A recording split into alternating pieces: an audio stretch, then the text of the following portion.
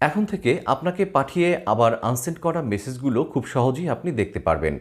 এর জন্য কোনো থার্ড পার্টি অ্যাপসের প্রয়োজন নেই। আপনার হোয়াটসঅ্যাপ বা মেসেঞ্জারে পাঠিয়ে আবার সেটি আনসেন্ড করা হলে সেই মেসেজটি দেখতে শুধুমাত্র একটি সেটিংসের পরিবর্তন করতে হবে।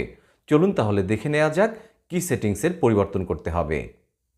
আনসেন্ট মেসেজটি দেখতে প্রথমেই আমাদেরকে যেটি করতে হবে সেটি হচ্ছে আমাদের ফোনের সেটিংসে চলে যেতে হবে। এবারে খুঁজে বের করব নোটিফিকেশন।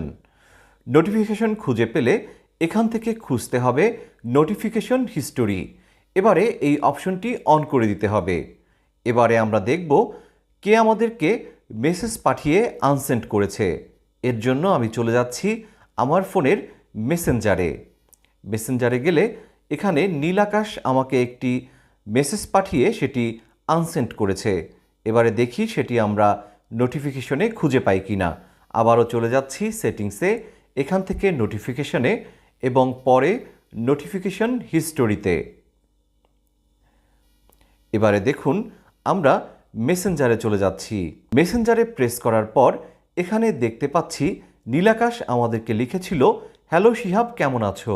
প্রিয় দর্শক, ভিডিওটি ভালো লাগলে ফলো দিয়ে আমাদের সাথেই থাকুন। ধন্যবাদ।